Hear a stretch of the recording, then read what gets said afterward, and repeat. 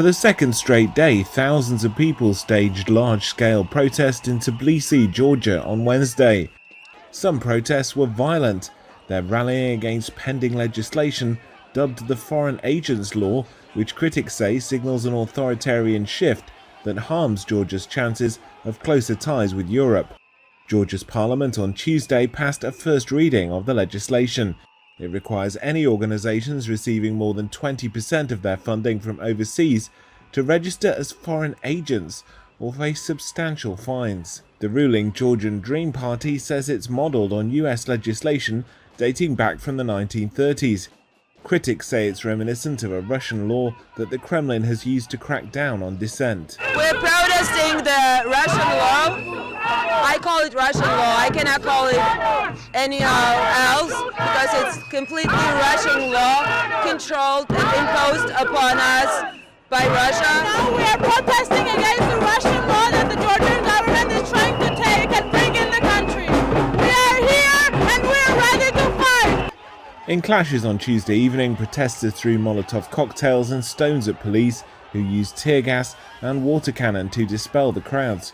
The Interior Ministry said 66 people had been detained. Protests continued on Wednesday afternoon with a march to mark International Women's Day, which is a public holiday in Georgia.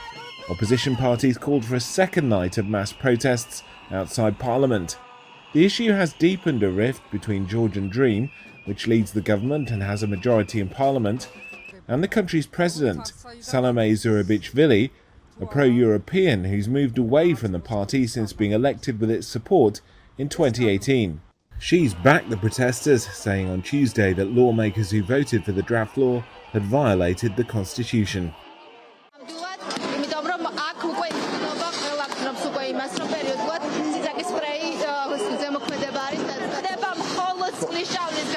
გასაგებია.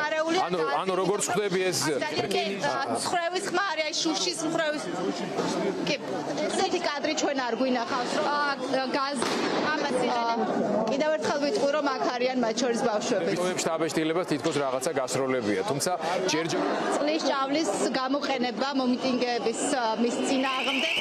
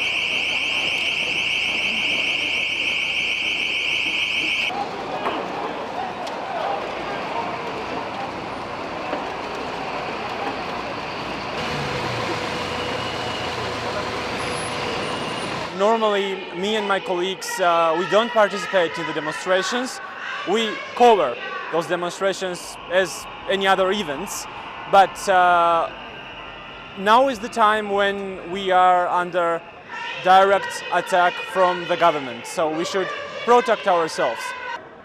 First of all, it's about basic freedoms. And when we mention Russia, we have reasons to mention Russia because we know how it started. Of course, the war of the government against media and NGO sector started much earlier than 2012. But in 2012, where Russia passed this law, we saw how this law became the very strong weapon in the hands of Russian government to weaken and destroy non-governmental organizations and independent media. For me as a citizen and for me as a journalist, of course it's scary because it's a big threat for our basic freedoms. It's a threat for the Euro-Atlantic integration of Georgia, which is dramatically important for our future.